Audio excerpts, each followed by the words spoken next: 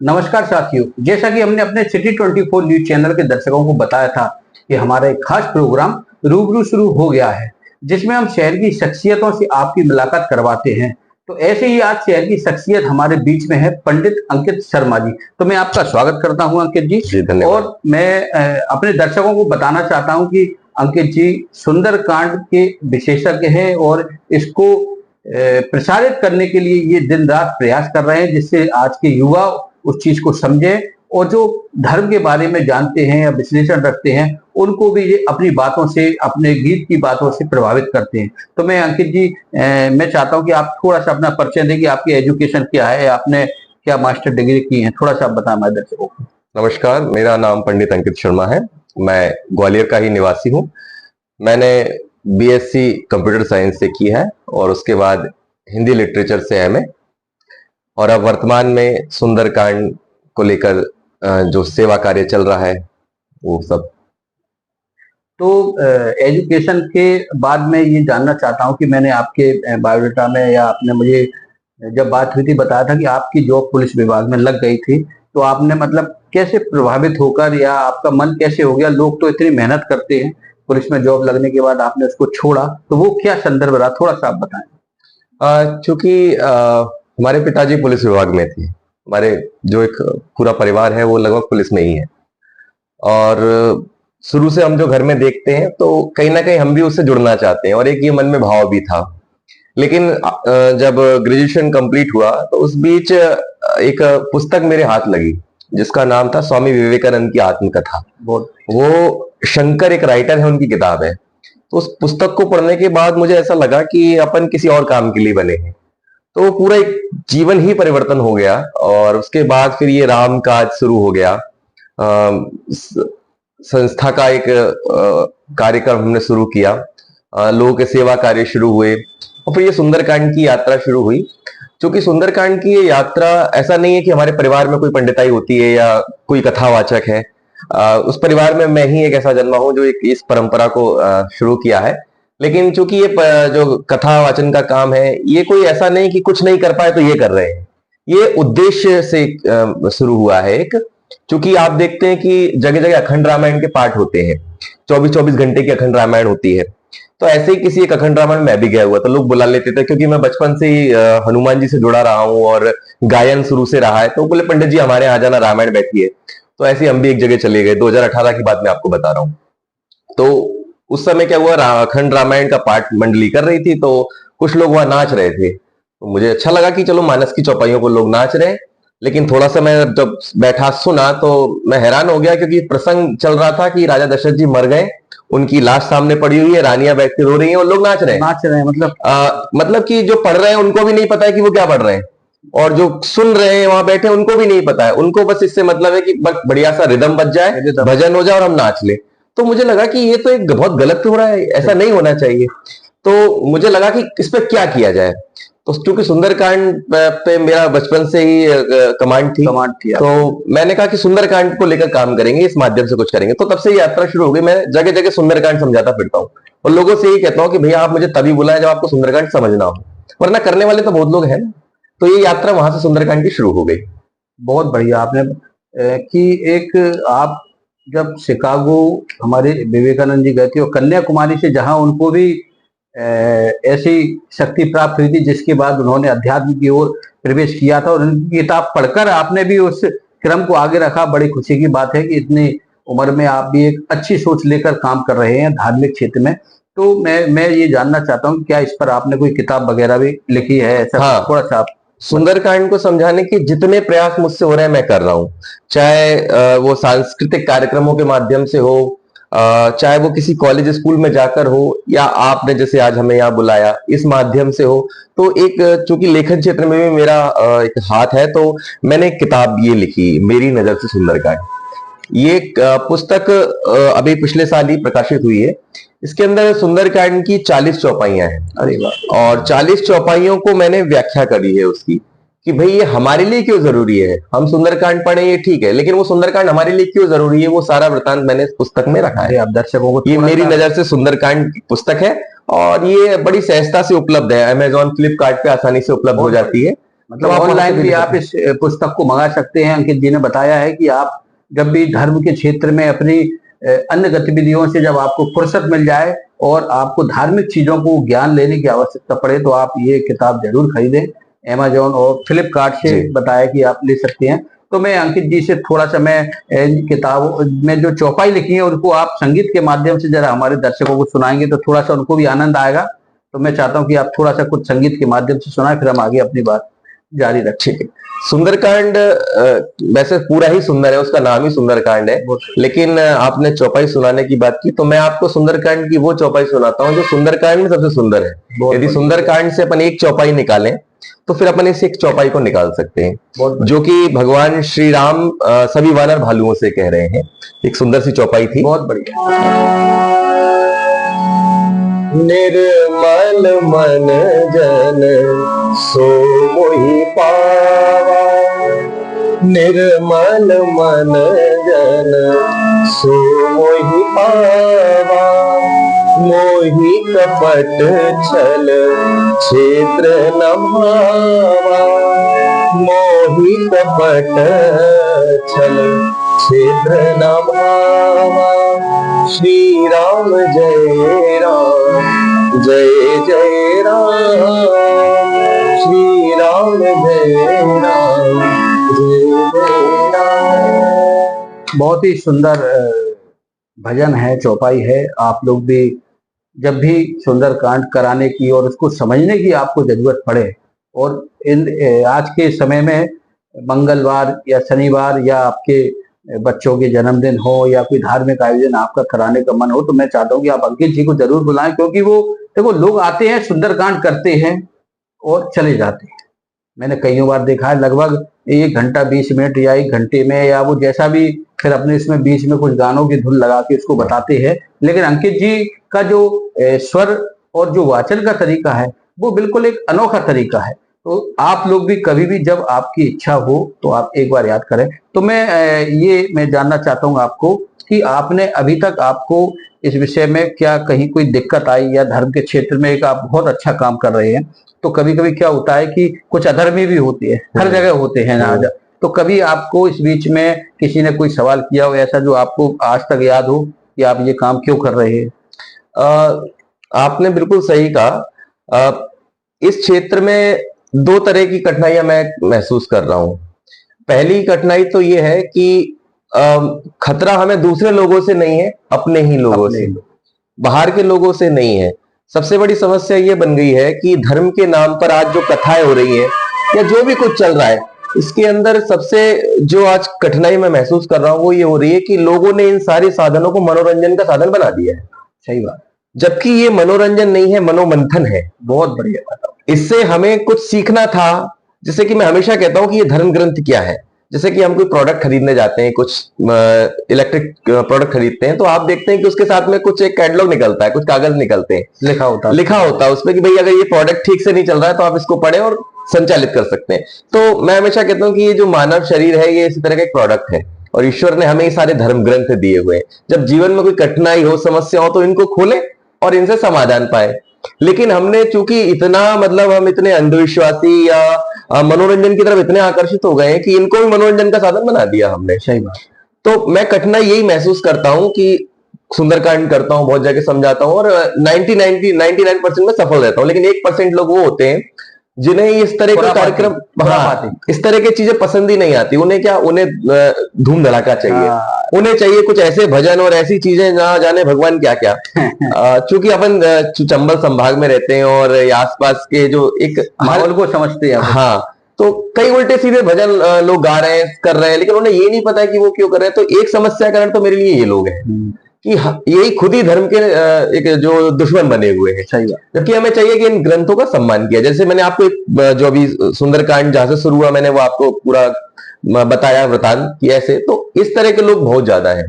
दूसरा वो लोग कि इस तरह के कार्यक्रमों को जब हम मंच पर चढ़ते हैं तो लोग बोलते हैं इनका तो काम है, भाई ये अपनी नौकरी कर रहे हैं, इनको कुछ नहीं हुआ तो ये नौकरी में ये करने लगे, इनके धंधे चल रहे हैं। जबकि ऐसा नहीं है। जो ये कार्य कर रहे हैं, जो इस क्षेत्र में काम कर रहे हैं, लोगों को उनको सराहना चाहिए कि वे अपने धर्म को आगे बचाने के लिए उसको और बढ़ाने के प्रयास कर रहे हैं। क्योंकि ये धर्म नहीं होगा अध्यात्म नहीं होगा तो व्यक्ति का जीवन जानवर की तरह हो जाएगा। सही बात। तो ये दो कठिनाइयां मैं बड़ी महसूस करता हूँ। तो इस बीच में इसके समाधान के लिए आपने कुछ, जैसे आपने कहा कि सब जगह थोड़ा थोड़ा कहीं माइनस तो होते ही है, तो मैं उन लोगों की सद्बुद्धि के लिए मैं चाहता हूं कि आप हमारे दर्शकों को भी कुछ सुनाएं, जिससे उनको लगे कि हमने आज आपको अपने इस कार्यक्रम में बुलाया तो आप में जरूर कुछ खास बात होगी। तो मैं चाहता हूं कुछ आप हमारे दर्शकों को कुछ और भी सुनाएं।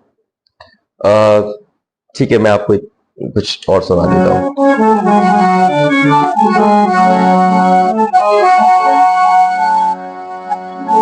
चूंकि हनुमान चालीसा हमने बहुत सुना है, तो मैं तो बस एक ही बात कहता हूं जीवन में कि अगर हम सबको जीवन को सुंदर बनाना है, हम चाहते हैं कि हमें सद्बुद्धि मिल जाए, तो हमें सुंदरकांड पढ़नी चाहिए। बहुत बढ़िया। क्योंकि सुंदरकांड की एक चौपाई मंत्र है और ये मंत्र सारे हनुमान जी की तरफ से निकल रहे हैं, और ये मंत्र हनुमान जी ने सुंदरकांड में भरी सभा में सबके साथ कहे, रावण के समक्ष कहे, किसी ने नहीं मानी, लेकिन एक व्यक्ति ने माना और उसका जीवन धन्य होगा। इसलिए बाबा ने लिखा, तुमरो मंत्र विभीषण माना, तुमरो मंत्र विभीषण माना, लंकेश्वर भय सब जग जाना, लंकेश्वर भय सब जग जाना। और जीवन में अगर सद्बुद्धि चाहिए, जीवन में सब कुछ मंगल चाहिए, तो वो केवल एक ही व्यक्ति दे सकते हैं, श्री हनुमान जी। इसलिए हमें उनका गुणगान करना चाहिए। राम दूत अतुलित बल धामा, अंजनी पुत्र पवन सुत नामा, विद्यावान गुणी अति चातुर, विद्यावान गुणी अति चातुर, राम काज करी देखो आतुर, राम काज करी देखो आतुर, मंगल भवन अमंगल हारी, द्रवहु सुदशरथ अजिर बिहारी। जय श्री राम। जैसे कि एक चौपाई मैंने आपको सुनाई, मंगल भवन अमंगलहारी, ये इतनी सिद्ध चौपाई है और मैं समझता हूं कि जो धार्मिक नहीं है उसने भी सुनी होती है, इसको थोड़ा सा विस्तार से उसको भी कंठस्थ होती है, चाहता हूं इसके बारे में। लेकिन हाँ, लेकिन सच्चाई ये है कि आधे से ज्यादा लोगों को इसका अर्थ नहीं पता। सही बात। तो ये चौपाई बाबा ने लिखी, मंगल भवन, मंगल का भवन है, अमंगलहारी, अमंगल को हरने वाला है, और द्रवहु सो दशरथ, वो दशरथ के आंगन में डोलने वाले राम मुझ पर दया करें। द्रवहु सो दशरथ अजिर बिहारी, अजिर कहते हैं प्रांगण को, आंगन को, द्रवहु सो दशरथ अजिर बिहारी, वो राम मुझ पर दया करे जो दशरथ के आंगन में डोलते हैं। तो ये भगवान का नाम है। और इसी को बाबा ने एक और लिखा कि मंगल भवन अमंगलहारी, उमा सहित यही जपत पुरारी। ये नाम ऐसा है भगवान का कि इसको कौन जपता है? साक्षात महादेव जपते हैं। जैसे किसी चीज को हम बेचते हैं तो उससे पहले उसका ऐड किया जाता है, बड़े बड़े लोगों से ऐड कराया जाता है कि भाई कौन इसकी गारंटी ले रहा है, कौन इसका ऐड कर रहा है।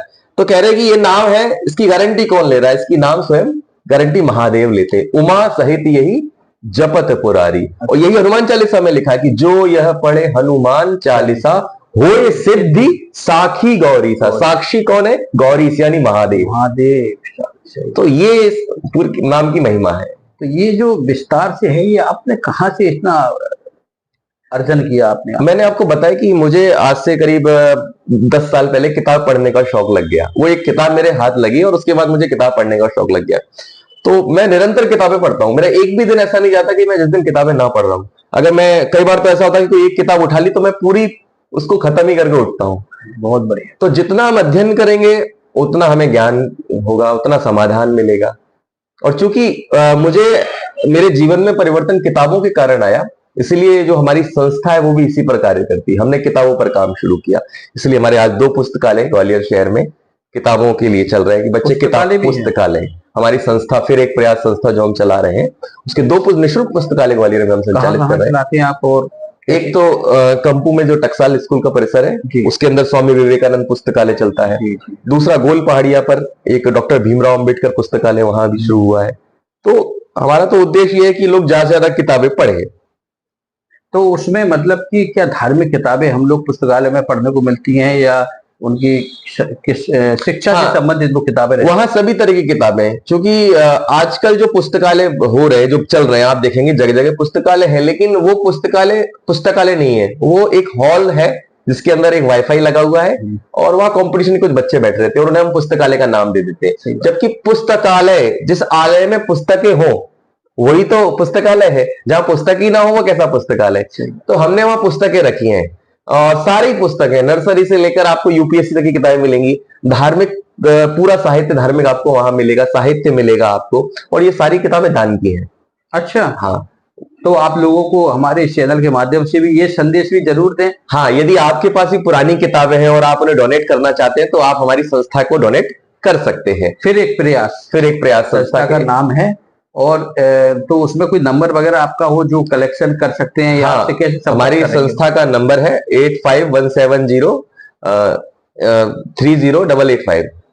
तो अंकित जी बता रहे हैं कि फिर एक प्रयास वो जारी है उनका, धार्मिक क्षेत्र में और शिक्षा के क्षेत्र में भी उनका प्रयास जारी है। तो अंकित जी, आपने 2 किताबें लिखी, एक और मैंने पढ़ी थी आपकी। हाँ, एक किताब ये मेरी नजर से सुंदरकांड लिखी जी। इसके बाद एक किताब हमारी और है जो 5 साल पहले बनो और बनाओ करके पॉकेट बुक लिखी गई थी छोटी सी। वही मैं वो थोड़ा सा वो युवाओं के लिए एक किताब छोटी सी लिखी थी कि जो एक 17 साल और 18 साल की जो उम्र होती है, टीनेज जो होती है, वो बड़ी नाजुक सी होती है। तो उस समय हम कैसे चीजों से मैनेज करें, क्योंकि वो एक ऐसी उम्र होती है जब माँ बाप से बच्चा कुछ कह नहीं सकता और भी बहुत सारी चीजें होती है। तो मैंने उस किताब के माध्यम से एक प्रयास किया था कि युवा वो पढ़े। फिर उसके बाद मैंने मेरी नजर से सुंदरकांड ये किताब लिखी, और ये पूरी किताब युवाओं के लिए तो एक रामबाण है, क्योंकि ये इसमें पूरी हनुमान जी की लंका यात्रा है। और उस लंका यात्रा में एक एक चीज की वो हनुमान जी से हम क्या सीखें, भाई ऐसी समस्या आ गई, अब उस समस्या में कौन सा सूत्र इस्तेमाल करना है। तो मैंने उन सूत्रों को हनुमान जी के माध्यम से बताया है, और निश्चित तौर पर वो सूत्र काम करते हैं कि क्या नहीं करना है, क्या करना है। ये पूरी हनुमान जी की लंका यात्रा से हम सीख सकते हैं। लंका यात्रा तो मतलब ये एक बड़ा प्रसंग है। तो मैं चाहता हूं कि हमारे दर्शकों को भी आज थोड़ा सा ज्ञान आप हमारे चैनल के माध्यम से अर्जित करें, कि जिससे उनके भी बुद्धि में अच्छे अच्छे विचार आए और वो समाज हित में काम करें, देश हित में काम करें। मैं इसमें हनुमान जी का एक सूत्र आपको बताता हूँ कि एक प्रबंधन का सूत्र जिसमें हनुमान जी का मुझे बहुत अच्छा लगा। क्योंकि हनुमान जी की जब सुंदरकांड शुरू करते हैं तो बाबा तुलसीदास जी सुंदरकांड से पहले मंगलाचरण में हनुमान जी का गुणगान करते हैं, और गुणगान में उन्होंने एक श्लोक लिखा, अतुलित बलधामम हेम शैलावदेहम धनुज वन कृशानम ज्ञाने नामाम अग्रगण्यम सकल गुण निधानम वानराणाम दीशम रघुपति प्रिय भक्तम वात जातम नमामि। अतुलित बलधामम, ऐसा बल जिसकी तुलना नहीं की जा सकती, अतुलित है। अतुलित बलधामम हेम शैलावदेहम, हेम यानी उनका जो शरीर है स्वर्ण समान है। हेम शैलावदेहम धनुज वन कृशानम, दुष्टों को मारने वाले हैं, दुष्ट रूपी वन जो घास को जलाने वाले हैं। धनुज वन कृशानम ज्ञाने नामम अग्रगण्यम, ज्ञानियों में सबसे अग्रगण्य है। इस तरह हनुमान जी के 8 गुण बताए इस श्लोक के अंदर। तो हनुमान जी को मतलब एक बिल्कुल सुपर पावर की तरह इसमें बताया गया है। और आप देखें जब, लेकिन हनुमान जी जब चलते हैं, सबसे बड़ी बात तो आप देखें कि आपने भी रामायण पढ़ी होगी, तो सारे वानर भालू बैठे हैं समुद्र के किनारे, और सबके मन में ये प्रश्न है कि कौन इतना बड़ा समुद्र पार करेगा, कौन जाएगा पार करने। अच्छा, और उसमें ये हो रहा है कि सारे वानर अपना अपना बल बखान कर रहे हैं। 100 योजन का समुद्र है, एक कहता है कि 50 चला जाऊंगा, दूसरा कहता है 70 जाऊंगा, तीसरा कहता है 90 जाऊंगा। अंगद ने कहा कि मैं पार चला जाऊंगा। अंगद कहूं जाऊं मैं पारा, तो सबने ताली बजा दी, बोले बहुत अच्छा हुआ, चलो जाने वाला कोई मिल गया कोई। लेकिन इतने में अंगद बोला कि जिये संशय का जो फिरती बारा, वापस आने में समस्या है कि लौट पाऊंगा कि नहीं कर पाऊंगा। तो आप देखें कि निज निज बल सब काहू भाका, सब अपना अपना बल बखान कर रहे हैं, लेकिन पार जाकर संशय रखा, लेकिन पार जाने में संशय। एक व्यक्ति नहीं बोल रहा है, जो सबसे शक्तिशाली है वो चुप है, और जो नहीं कर सकते वो बड़बड़ कर रहे हैं। और समाज की भी यही विडंबना है साहब, जिनसे होना है वो नहीं बोल रहे हैं, सही बात, और जो नहीं कर सकते वो बड़बड़ कर रहे हैं। ये सीख है पहली, कि भाई जीवन में वही व्यक्ति ज्यादा गड़बड़ करता है जो ज्यादा बड़बड़ करता है। हनुमान जी कम बोलते हैं, करने पर ज्यादा विश्वास रखते हैं। तब उनको जामवंत जी ने कहा कि अरे आप तो सब कर सकते हैं और तारीफ कर दी हनुमान जी की, बोले पवन तनय बल पवन समाना, पवन के पुत्र उनके समान हो, कवन सो काज कठिन जग माई, आपके लिए कौन सा काम दुर्लभ है। तो हनुमान जी को उनका बल याद दिला और हनुमान जी आगे बढ़ते। तो आप पहली सीख सीखिए कि हनुमान जी कब बोलने पर विश्वास रखते, बड़बड़ नहीं करते। वह व्यक्ति समाज में कभी सम्मान नहीं पाता, कभी प्रशंसा नहीं पाता, जो अपनी तारीफ स्वयं कर देता है। भाई हम एक सीख है, ये एक सीख है समाज के लिए कि कम बोलना चाहिए, करने पर ज्यादा विश्वास रखना चाहिए। और सबसे शक्तिशाली है, कहने को सब कर सकते हैं, लेकिन जब तक कहा नहीं जाएगा तब तक करते नहीं है। और यही व्यक्ति को करना चाहिए। यदि व्यक्ति को अपना व्यक्तित्व उच्च बनाना है तो जब तक उससे कहा ना जाए तब तक कहना नहीं चाहिए। वरना आपने भी बहुत सारे लोग देखे अपने मुंह मियां मिट्ठू, कोई पूछ नहीं रहा है फिर भी कह रहे हैं, तो उनकी जो छवि बनती है हमारी नजर में वो नकारात्मक बनती है। तो पहला ये प्रबंधन का सूत्र है। ऐसे कई सूत्र है हनुमान जी से, हम कई चीजें सीख सकते हैं। तो ये इतना विश्लेषण आपने संस्कृति में भी कोई आपने भी नहीं, क्योंकि नहीं, संस्कृत से नहीं, मेरा विषय हिंदी रहा है। अच्छा। और रामचरितमानस क्योंकि संस्कृत में नहीं है, ये अवधि में है। अवधि में है। अवधि हिंदी की भी एक और ग्रामीण भाषा अवधि। अच्छा। क्योंकि हमारे यहाँ एक लोगों के अंदर भ्रम है कि रामचरितमानस को रामायण कहते हैं, जबकि वो रामायण नहीं है। रामायण संस्कृत में जो कि वाल्मीकि जी ने लिखी है, ये रामचरितमानस है, और ये तुलसीदास जी ने लिखी है। वो संस्कृत भाषा में, ये अवधि भाषा में, दोनों में बहुत अंतर है। तो ये मैंने बीच में थोड़ा सा मुझे कहीं कुछ सिद्ध पुरुष मिले थे, उन्होंने कहा था कि रामायण शायद जो आपने अभी बताया कि दो भाषा तो आपने बता दी, तो क्या चार भाषा भी है इसमें, क्या अलग अलग है? रामायण बहुत है। रामायण जो ग्रंथ है वो आप विश्वास नहीं मानेंगे, 250 से ज्यादा रामायण है हमारे। अच्छा। हाँ, हम तो केवल एक रामचरितमानस को जानते हैं, ज्यादा से ज्यादा रामायण को जानते हैं, लेकिन इसका अध्यात्म रामायण है, कंबन की साउथ में रामायण है, ऐसी बहुत सारी रामायण है अलग अलग भाषाओं में, तमिल में है, हर भाषा में है। लेकिन जो सबसे सुप्रसिद्ध हुई वो रामचरितमानस हुई, क्योंकि बहुत सरल लिखी। तो जब प्रसंग इतने चल रहे हैं तो आपने बताया, तो मैं ये जानना चाह रहा हूं कि रामायण और रामचरितमानस में अंतर क्या है? रामायण और रामचरितमानस में एक गहरा अंतर है, कम लोग ये जानते हैं। रामायण संस्कृत में लिखी गई है और रामचरितमानस अवधि भाषा में लिखी गई है। दूसरा अंतर यह है कि रामायण वाल्मीकि जी ने लिखी है और रामचरितमानस गोस्वामी तुलसीदास जी ने लिखी है। तीसरा अंतर यह है कि रामायण राम जी के समय ही लिखी गई है। अच्छा, रामायण राम के समय त्रेता में ही लिखी गई है, वाल्मीकि रामायण। और रामचरितमानस अभी जो लव कुश जी ने अपने गाते सुनाई थी, जी, वही रामायण है। तो ये एक बड़ा अंतर है दोनों में, लेकिन लोग अभी समझते नहीं, तो वो रामचरितमानस को ही रामायण कह देते हैं, पर ऐसा नहीं है। दोनों में अंतर है, दोनों में काफी अंतर, क्योंकि वो उसी टाइम, मतलब रामायण जो घटित हो रही थी उससे पहले लिखी जा चुकी थी, और ये तुलसीदास जी ने अपनी लिखी थी जी। तो एक इस समय जो हमारे समाज में अभी कुरीतियां इतनी हैं, तो उनमें ये थोड़ा सा सवाल कभी कभी हाँ कभी ना में तब्दील होता है कि क्या महिलाएं हनुमान जी की पूजा कर सकती हैं या नहीं कर सकती है, क्या वो थोड़ा सा बताएं हमारे दर्शकों को। पहले तो मैं एक बात कहना चाहता हूँ, सभी से कहना चाहूंगा कि हमें वो मानना चाहिए जो ग्रंथ कहते हैं, वो नहीं मानना चाहिए जो लोग कहते हैं, क्योंकि लोग 10 तरह की बातें करते हैं और समय समय पर लोगों की बातें बदलती रहती है, लेकिन ग्रंथ कभी नहीं बदलते। तो पूरी रामायण में कहीं भी ऐसा नहीं है, पूरी रामायण में कहीं ऐसा नहीं कि जहां ये वर्णित हो कि हनुमान जी की पूजा महिलाएं नहीं कर सकती हैं। क्योंकि जब हम हनुमान चालीसा की बात करते हैं तो गोस्वामी तुलसीदास जी को यदि महिलाओं से परहेज होता तो शायद फिर वो ऐसा नहीं लिखते कि जो यह पढ़े हनुमान चालीसा। अगर चूंकि यह चौपाई है, और चौपाई, मैं चूंकि हिंदी साहित्य का विद्यार्थी हूं तो आपको ये बताऊं कि चौपाई में 16 मात्राएं होती हैं, 16 मात्राएं होती हैं, और यह में 2 मात्राएं हैं। तो यदि बाबा को यहाँ पे विशिष्ट ये बताना होता कि नहीं ये नरों के लिए, पुरुष के लिए, तो यह की जगह नर भी तो लिख सकते थे, तो भी छंद खंडित नहीं होता। जो नर पढ़े हनुमान चालीसा, तो भी छंद खंडित नहीं होता, चौपाई तो भी रहती। लेकिन बाबा को दिक्कत ही नहीं है, उन्होंने लिखा यह है, जो यह है, कोई भी हो, चाहे स्त्री पढ़े, पुरुष पढ़े, बच्चा पढ़े। विश्लेषण है कि यह शब्द में सभी आ गए ना, ये हमें तो कहीं भी कोई दिक्कत नहीं है। दिक्कत किन लोगों को, दिक्कत उन लोगों को जो पुरुषवादी समझ के लोग हैं, उनकी सोच ऐसी है, इसलिए वो सब ऐसी बातें करते हैं। तो मेरे अनुसार और ग्रंथ के अनुसार तो ऐसा कहीं भी नहीं है। तो मैं हमारे रूबरू दर्शकों को मैं चाहता हूं कि आप कुछ एक अच्छा सा भजन सुनाएं और फिर हम अपनी चर्चा आगे जारी रखेंगे। चलिए, मैं आपको एक भजन सुनाता हूं जो मेरा बहुत ही पसंदीदार भजन है, और चूंकि यही जीवन की सच्चाई है, बहुत बड़ी, और हम सब लोगों ने बचपन से भजन सुना होता है, मेरा बहुत प्रिय है। क्योंकि मैं हमेशा कहता हूं कि जीवन में चाहे अच्छी घड़ियां हो चाहे बुरी घड़ियां हो, ये पंक्तियां हमेशा याद आती है। सीताराम सीताराम सीताराम कहिए, जही विधि राखे राम वाही विधि रहिए। सीताराम सीताराम सीताराम कहिए, जही विधि राखे राम वाही विधि रहिए। सीताराम सीताराम सीताराम सीताराम। मुख में हो राम नाम, सेवा कर हाथ से। मुख में हो राम नाम, सेवा कर हाथ से। तू अकेला नहीं प्यारे, राम तेरे साथ में। तू अकेला नहीं प्यारे, राम तेरे साथ में। विधि का विधान जान, हानि लाभ सही। जही विधि राखे राम, ताही विधि रहिए।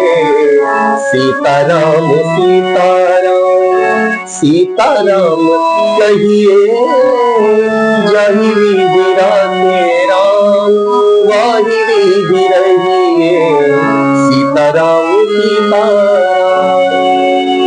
जिंदगी की डोर सो हाथ दीननाथ के। जिंदगी की डोर सो हाथ दीननाथ के। महलों में राखे चाहे, झोपड़ी में वास दे। महलों में राखे चाहे, झोपड़ी में वास दे। साधु संग बैठ के राम राम कहिए, जही विधि राखे राम ताही विधि रहिए। सीताराम सीताराम सीताराम सीताराम। जय श्री राम। तो अंकित जी ने जो भजन आपको सुनाया है वो वास्तव में जीवन में भी हम लोगों को कभी कभी परेशानी आती है, अच्छा समय होता है, बुरा समय होता है, तो हम लोगों को ईश्वर को याद करना चाहिए और ईश्वर का धन्यवाद देना चाहिए कि आज हम जो कुछ है उसकी वजह से हैं। तो हम अपने दर्शकों को बताना चाहते हैं कि आज हमारे बीच में जो फिर एक प्रयास संस्था चलाने वाले सुंदरकांड, श्री सुंदरकांड का विश्लेषण से वाचन करने वाले ऐसे पंडित अंकित शर्मा जी उपस्थित हैं।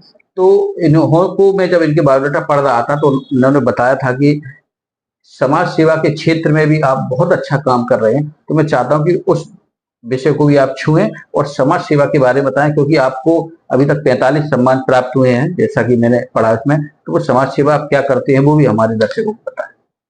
क्योंकि जैसा कि मैंने आपको बताया था कि स्वामी विवेकानंद की जो पुस्तक थी उसको पढ़ने के बाद जीवन में परिवर्तन आया, वहीं से एक आध्यात्मिक यात्रा शुरू हो गई। तो मैं हमेशा से मानता हूं कि राम का नाम लेना जितना जरूरी है उससे ज्यादा जरूरी है राम का काम करना। यदि हम केवल राम नाम ले और राम काम ना करें तो ये अधूरी बात है।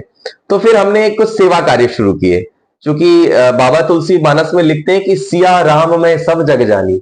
पूरे समाज को, आप पूरे जगत को राममय जानना चाहिए और जहां जो जरूरत पड़े उसकी आपको सेवा करनी चाहिए। तो हमने फिर स्वामी विवेकानंद को पढ़ा। तो स्वामी जी कहा करते थे कि जो भूखा है उसे भोजन दो और जो दिमाग से भूखा है उसे शिक्षा दो। बहुत बढ़िया। तो फिर हमने एक संस्था शुरू किया, फिर एक प्रयास नाम से, क्योंकि प्रयास बहुत हो रहे थे तो फिर एक प्रयास। तो उस पे हमने भोजन और शिक्षा पर कार्य शुरू किया। तो आज भी निरंतर हमारे यहाँ हमारे एक निःशुल्क रसोई है जहां से रोज खिचड़ी प्रसाद वितरण होता है। अस्पताल पहुंचती है गाड़ी हमारी, वहां खिचड़ी प्रसाद मरीजों को रोज मिलता है।